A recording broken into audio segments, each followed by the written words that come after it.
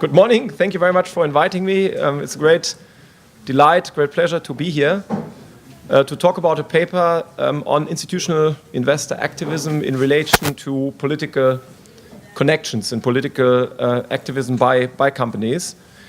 This is joint work with Rui Albuquerque, Xicheng Lei, and Jenny Zhang, and it really relates to the landmark decision on Citizens United in 2010, one of the, you could say, most important changes in legislation, regulation on,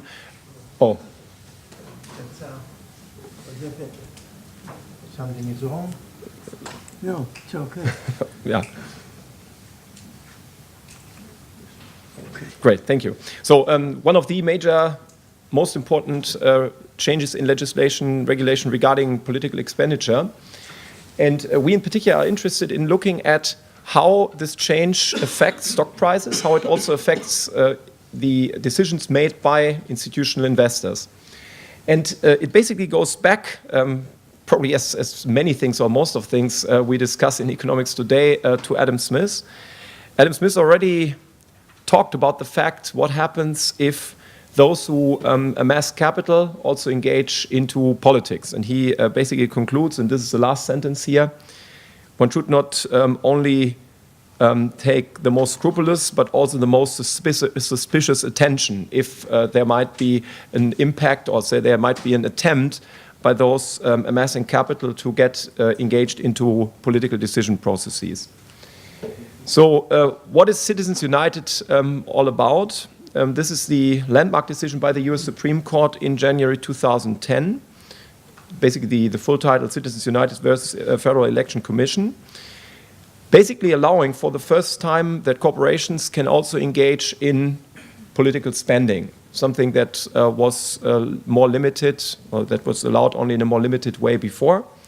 Now, the bans that were existing before are lifted. So therefore, companies can now much more easily get engaged into political activism beyond the other types of political activism they used to before. I will talk about a couple of them. You can obviously think about lobbying, about political connections, and other types. And you more or less can think of this, and this is the basic story of this paper, of political activism being a production process with different production factors. And all these production factors come with a certain cost. And before Citizens United, you could say that whatever in money contributions was done had an exhibitly a very high price. Basically, it was not possible to do so. Now, all of a sudden, this production factor becomes available, and the question is, what does it mean for the whole production process of political activism? What does it also mean to the value of other input factors for political activism? So therefore, this is a new avenue, a new production factor that all of a sudden has, you could say, a dramatic decrease in price.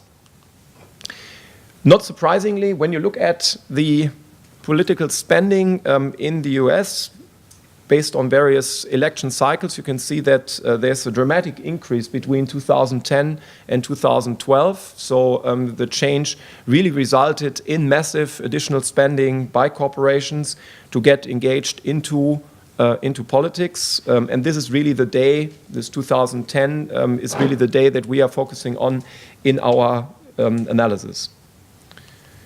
So obviously this whole decision created a lot of controversy on the political side, but maybe, and this is more interesting and more important for the purpose of our study, also on the perspective by certain investors, certain agents in financial markets.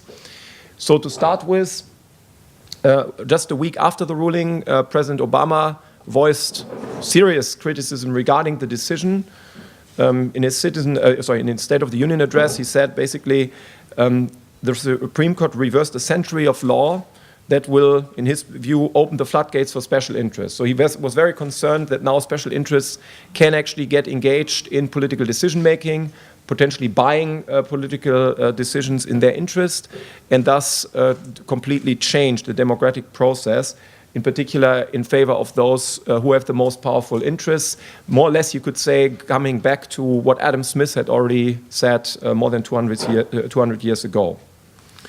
Now, and this is probably the more interesting part for the purpose of of institutional investors, there's also there's a bunch of different reactions to this by various groups of basically stakeholder groups, institutional investor groups, on whether this is really the right way to go. And for example, there are different letters, different announcements by different stakeholder groups regarding this decision and criticizing this decision, and in particular putting pressure on companies to make use of the new opportunity only in a very limited way, in particular to show much more transparency in using this type of new opportunity. So for example, there is the Center for Political Accountability, CPA, the Council of Institutional Investors, and they were joined by nearly 50 institutional investors writing a letter to almost all, I mean, let's say vast majority of S&P 500 companies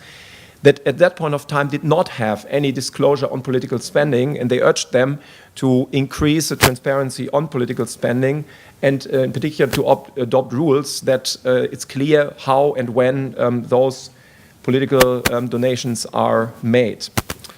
Also, when you look more specifically at two of the most well-known, biggest institutional investors, CalPERS in particular, they were also given clear instructions or clear expectations by the California Treasurer how and when to get involved. And in particular, what is also interesting as a result, which comes back to what we are specifically interested in, is that companies saw a 150% increase in shareholder proposals on the disclosure of political spending. Often, this was triggered by public pension funds. So therefore, what we are basically interested in is obviously first to see what is the reaction overall to Citizens United, but we are most interested in the distinction between different types of institutional investors. In particular, we are interested in what actually happens if these companies have a significant share of public pension funds. So you could say pension funds under some type of public influence. What is interesting is, and I think this is also for us was one of the most important part in this study, is that there's not only the ruling Citizens United basically on the US-wide level, but also that there used to be bans or no bans in state elections in some states and not in other states. So therefore, there's now, this ruling also implies that all these bans are taken away. But, and this is from an econometric perspective, the nice thing, that there's a difference between, you could say, control and treatment groups. So we have some states in which there were no state bans before, and they remain no state bans. In other states, there were actually bans, sorry, there were bans, and at a later stage, these bans were taken away. So therefore, this is now something that we will explore in a difference in difference setting, or you could also say a triple difference setting, in which we have before and after different types of composition of institutional investors, particularly public investors, and then the question of whether this is a banned state or not. So basically, the questions we are after is, first of all, thank you. First of all, is there any stock market reaction after Citizens United? In particular, is there any difference in stock price reactions based on what type of ownership these companies have? So this means in particular whether these companies have public pension funds as their owners. And we look in specifically at those previous types of political connections types of political activism, meaning political connections, and see whether companies that actually created these political connections are now doing differently in terms of their stock price response. Then also we would like to see, as I said, the difference between different types of investors to see how this affects the changes in their actions. Second, and this is what I just briefly referred to, is the question of the state level consideration. So the state level consideration is that in some states there were bans, which are now not longer existent. In some other states there were no bans, and there remain to be no restrictions. So therefore, it's basically, you could say, a classical diff and diff treatment control group differentiation about banned states versus non-banned states. And in a sense, I think I like this quote or this insight by Isharov and Kalan, who basically say that campaign finance is, you can view this as a hydraulic system. Wherever you try to push it down, it will appear somewhere else again. So therefore, whatever you try to restrict on one side may actually show up at another place. So what are our main findings? The main findings are, first of all, starting on the US level. On the US level, what we find is that companies that have political connections before Citizens United lose in value in an event study type of setting. The interesting part, though, is that this loss is only concentrated in those firms that have a high level of public pension funds. So it's really the interaction between public pension funds and the levels and actually the existence of political connections that really drive the stock market loss. So therefore, what we are basically arguing is, given that most likely those firms that have high level of public pension funds and public pension funds being opposed to the new regime the Citizens United created, they actually would not allow their management to engage into other types of political activism. And this means this input factor that they had before that actually was quite valuable, now becoming much less valuable given that other input factors deprived much of its value. Second, we also look at what happens in terms of their action. So we find here that firms with zero public pension fund ownership, afterwards the number of state-level political connections is lower. So in that sense, put it differently, those with high-level public ownership by public pension funds, have higher political connections. So for them, if they still want to engage into political activism, they keep the one variable they had. This means, or maybe they even expand the one variable they had, meaning political connections, but they could maybe not engage into other types of activism, meaning in particular to spend more money, so to increase donations. So therefore, this seems to suggest these restrictions put on these companies by public pension funds are important and really play an important role in what these companies do going forward. Finally, we also look at the question, what does it mean for actually trading decisions? Because that obviously is the most imminent or say most immediate way of how to think about reacting to these changes. And here, what we find is that public pension funds significantly increase their ownership in firms with the average number of state connections in banned states relative to those in no banned states. So again, showing that they are interested in increasing their exposure to those types of, say, you could say, traditional types of political connections. Briefly on the related literature, obviously this paper relates to a couple of, you could say different angles of the literature. The first one is on public pension funds. Public pension funds have been analyzed with more and more intensity over recent years. Maybe one paper I'd like to single out, even though all of them have very important relations to ours. It's the second one by Hochberg and Rao, and then basically say that public pension funds exhibit substantial home bias in their investments in private equity, despite the fact that these investments actually perform more poorly than the investments they would do elsewhere. So suggesting that there might be a home bias, a non-justifiable home bias by those investors. Second, there obviously is also a substantial literature on Citizens United, so on the question of what actually happened after Citizens United. There are various aspects that have been looked at, for example, in particular with respect to the market reaction, how markets react to Citizens United. What actually does it mean for the increase in political spending by corporations now that they have the opportunity to spend the money on it? What we are viewing as our main contribution is here to not only look at the stock price reactions overall, but rather to see how in the cross-section does this stock market reaction, or is it driven by other characteristics, in particular the question of public pension funds being there or being not there in these companies. And then finally, there's a even probably bigger literature on the value of political connections in stock-listed companies in the US and elsewhere. I would say the seminal paper by Ray Fisman on Indonesia, the question of how actually the health status of President Suharto at that point of time affected the stock prices of those companies being related to the Suharto family and those firms not being related to the Suharto family at a point of time when apparently there was bad news on President Suharto when he had to undergo medical treatment in Germany. And I hope the negative part was rather being the part of medical treatment, not the part of that taking place in Germany. So that is basically the starting point. Then obviously there are other papers to look into the value of political connections and also how and why these political connections are playing a role in why actually companies may benefit from having those. So, for example, procurement contracts, likelihood of bailout, likelihood of getting better access to finance, and so on. Okay, so now in terms of the empirical results,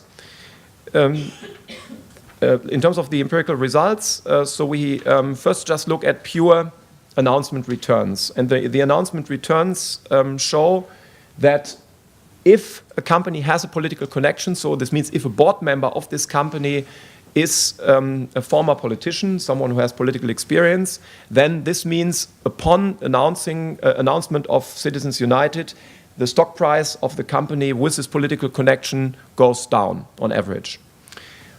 Controlling for all kinds of other factors that may explain this return.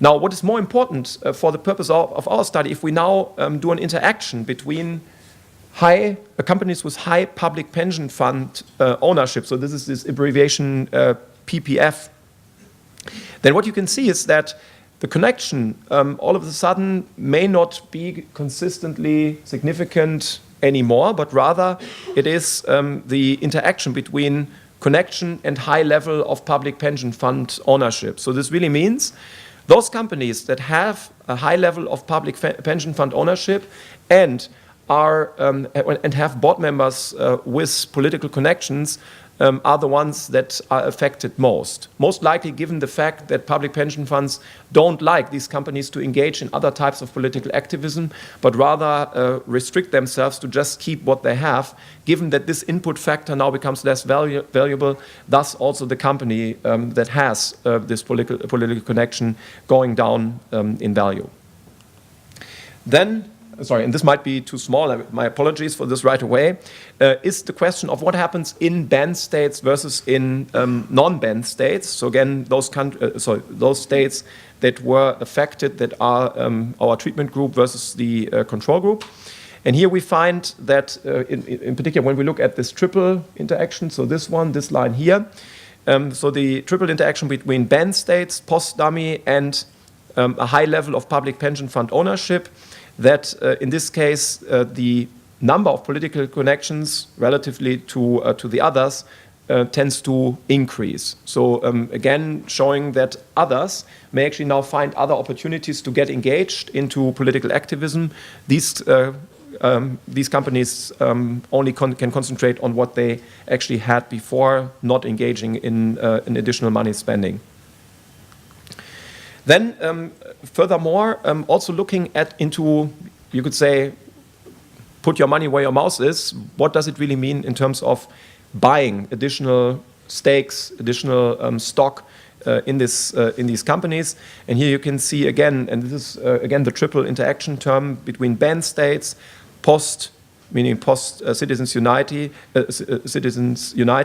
times the connections. Here there seems to be a tendency to increase the stock holdings in these companies. So this means it's again giving evidence for the fact that the new options cannot be used by these types of companies, but rather they engage in the more traditional types of political connections.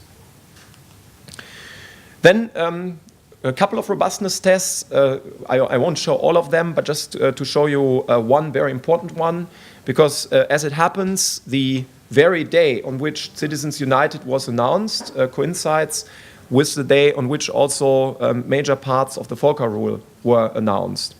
So therefore, obviously, one may argue that it's not really Citizens United, but it's rather the Volcker rule that drives our results. So now you may say, obviously, maybe the Volcker rule could have been already anticipated, so maybe it's not a full surprise, but what we do is, specifically to address this comment, is to drop financial firms and the results go unchanged. A couple of other robustness tests we undertake, maybe, but this may be probably being the most remarkable or the most important one. Then also we run a placebo test in various types of forms. That again does not show any significant result, or basically this does not show a significant result in contrast to what we look into in our event date. And then maybe the last one, this might be a little bit more a subtle one, it's just a simple alternative hypothesis.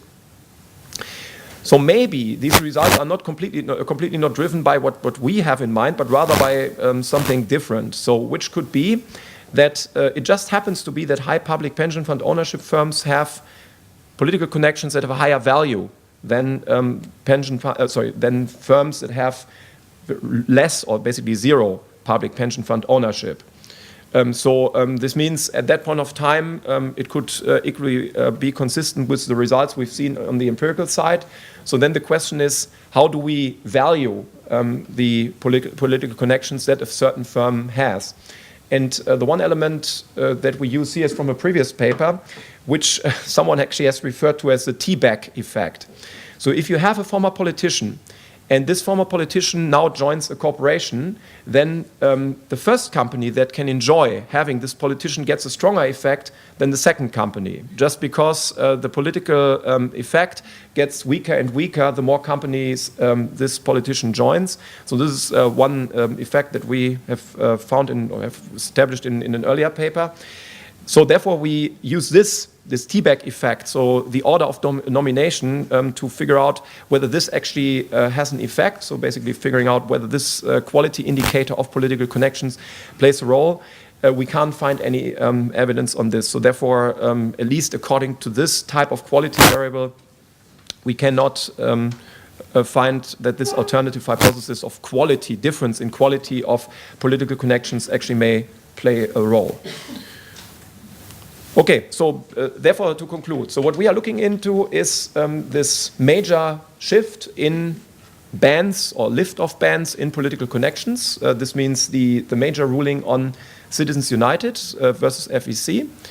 And we look into how valuable are these political connections afterwards. What we find overall, they lose, companies with connections lose their value, but the most important part is that this is concentrated within those companies that also have a high level of public pension ownership. So it's not across the board, but really concentrated in those.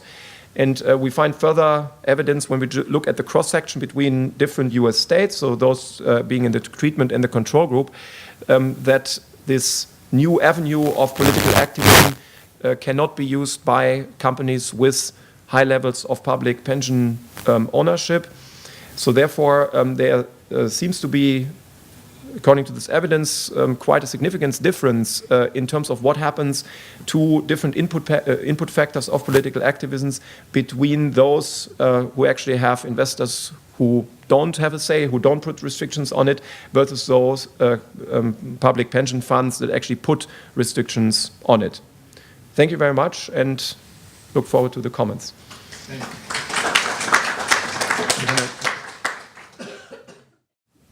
This paper, I guess I should apologize to the fourth co-author. I omitted it. So this paper has many moving parts, so it's a little bit difficult to figure out what's going on. Maybe it's something that has happened to me. I can't understand triple interactions very well. But in any case, there are three moving parts. One is some companies have ownership stakes by public pension funds, which are pensions offered by federal, state, and other sort of local levels of US government. Then there is this court ruling, the Citizens United. So I asked my esteemed colleague, Professor Hamdani, to explain what this was. And he said this is basically something granting corporations free speech, so they have a right to be involved in politics. And then the third moving part is banned states, so states where some corporate political spending was prohibited. So the three of them are moving, right? So some firms have public ownership by public pension funds, then there is before and after this court ruling, and then there are some states with and without bans, and they all start moving. So what the paper does is first look at excess returns around this court ruling for companies with and without public pension ownership, with and without political connections, and so on. And then they try to see what happens to political connections and lobbying following this court ruling, and what happens to equity stakes. So all of them are moving. It's a little bit difficult. So I guess maybe my most useful comment is that this is difficult to understand for an empirical paper, which I think I can usually still understand. So this is what I think the paper's main conjecture is. I hope this is correct. This court decision allowing everyone to be, or companies to be involved in politics, should have made corporate political activism easier or cheaper for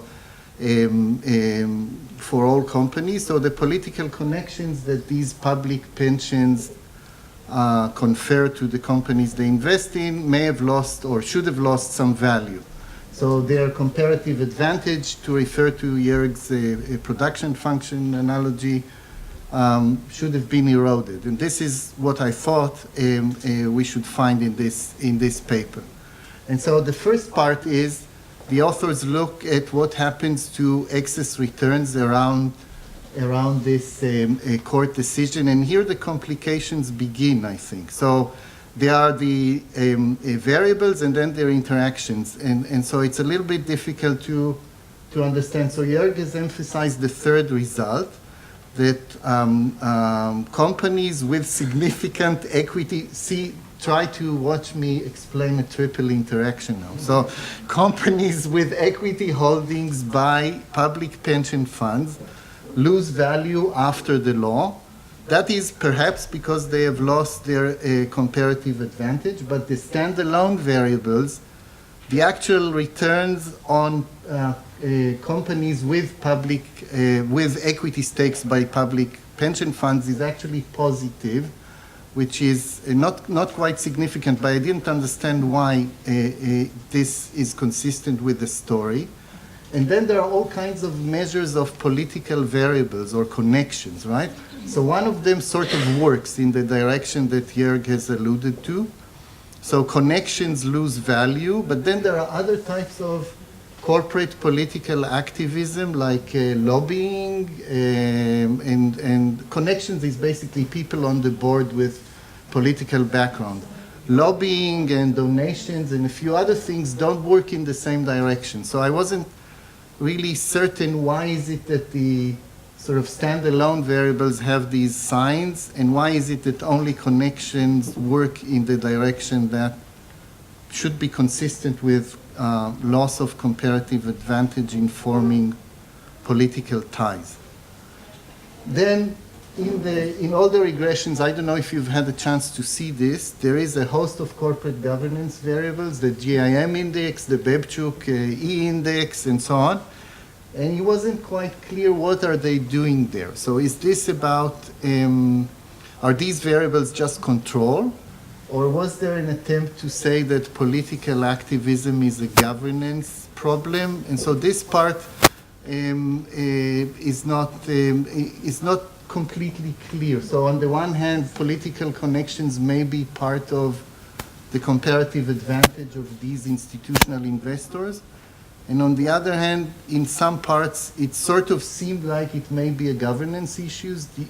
These funds help former politicians find a place on the board of a company. So it's a little bit complicated, and it gets even more complicated when you include also these banned states before and after 2010, where political activism was not allowed before and it is allowed after, so I wasn't quite certain. Why is it that these public pension funds reduce their equities? See if I say this right. Anyway, it's complicated, so I won't even try, right? So anyway, there are other things moving there. So the first part is consistent sort of with the loss of comparative advantage. So these public pension funds reduce their equity holdings in banned states after the law. Here is the double interaction or triple, maybe because they are not good, they don't have an advantage in these ties anymore.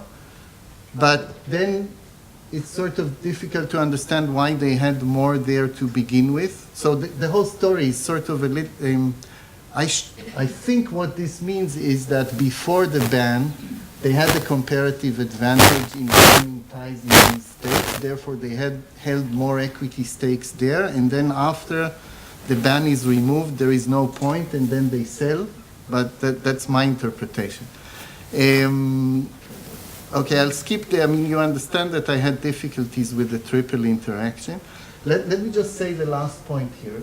I mean, there is this, since Jörg has alluded to this as a production function, so it would be interesting to know how this function works. So what is the relationship between or how are equity stakes determined jointly or in parallel with political connections?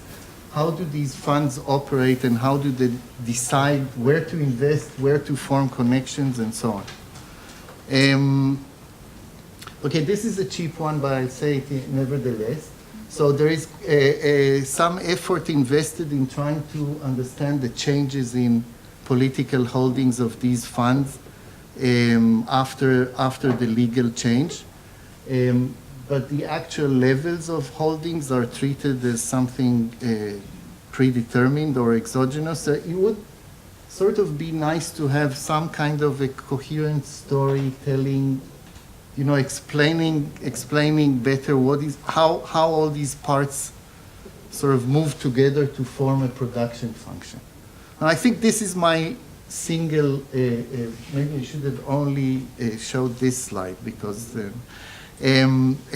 I was left sort of wondering what is the most important contribution of this paper?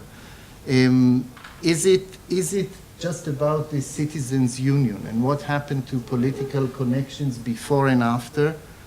If so, you know, this is a very US-specific question with a complex or complicated answer. So that's one possibility.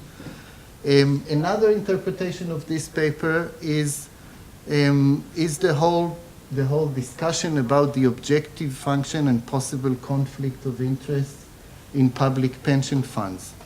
So is it about what happens when you have public ownership of pension funds and how this affects the placement of politicians on boards and stuff like this?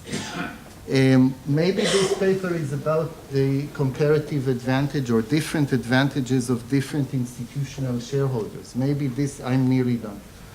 Maybe this is about which institutional investors do what and how do they compete with each other. So I was basically left looking for this sort of general message which is not specific in time and location, something not just about citizens' union, but about some of these more general questions, and maybe, you know, make it easier for, you know, for the uninformed reader to understand. So, thank you.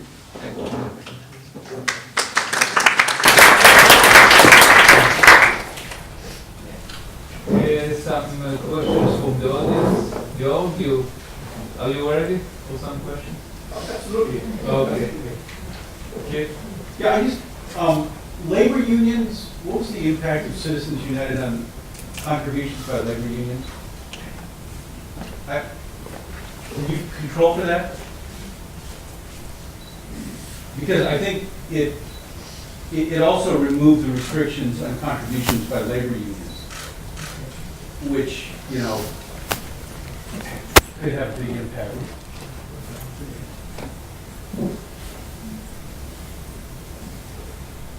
Okay, Hannes? I was wondering whether you were able to look at potentially the pension funds selling, which would seem like good news for the firms, right? So could you do another event study where when these blocks to being able to secretly spend and do whatever you want, because this is how they look like, right? Or how you think about them. So when you get rid of those for whatever reason, does the share price actually increase?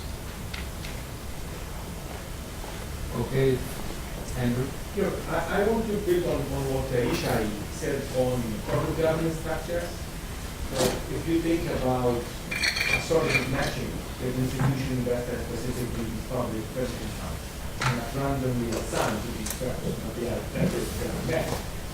And they are going to take into consideration these corporate governance structures that then may have become important because of the transparency issue that you mentioned. So perhaps that simple comment, you should sort of open it into the black box and see what is happening and which type of firms to see whether there are differential effects. Okay, would you like to respond? Yeah, sure.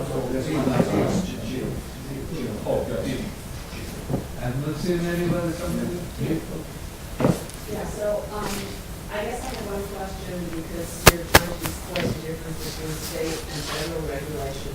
Whether you looked at the location of the pension funds, you would think pension funds that are within the state, the headquarters state of the company would have political influence at the state level, and then when you remove the ban, now that effect is sort of dissipated by the fact that they're on an equal footing with pension funds out of state, Calvert's effect on an Illinois company, and you might, if you look at that, be able to sort of crystallize a little bit what the effect is that you're capturing. And last question. This is yes.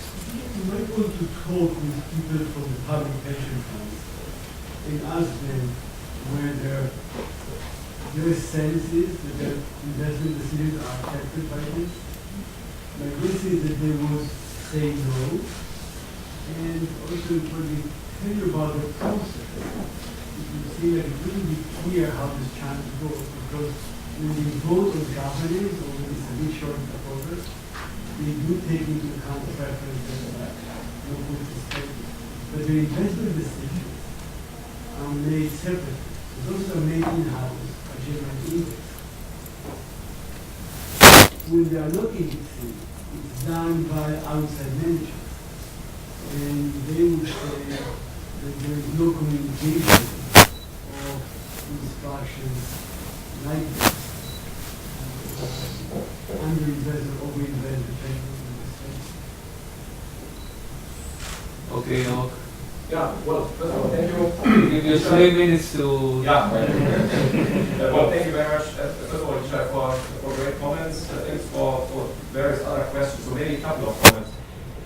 So indeed, it's interesting to see that only political protection seems to matter, donations, lobbying doesn't seem to matter. This is consistent with earlier work in that donations seem to actually go back or fluctuate much more, seem to be much more opportunistic by companies than political connections are. Because there you have politically connected guy also relating to one or the other party. This is much more long-term investment than donations, which actually could go the one way or the other way, dependent on what exactly the political swing is or momentum is. So definitely, and thanks for pointing this out. We need to, if it's not clear, obviously it's up to us to make it clear what, and this is certainly one very important part. Now, on this labor unions, this is a very interesting point. Are these labor unions, how big are they in terms of their investments? Could they be, in terms of the donations they can provide? Is it something that could match? I don't know, and so we can check. I assume one reason Obama was opposed to this decision is that corporations make larger donations than unions, right? Could be wrong. Right. So okay, we'll look at this. So this question of random assignments, definitely we need to be clearer on that. And then the question on the state level.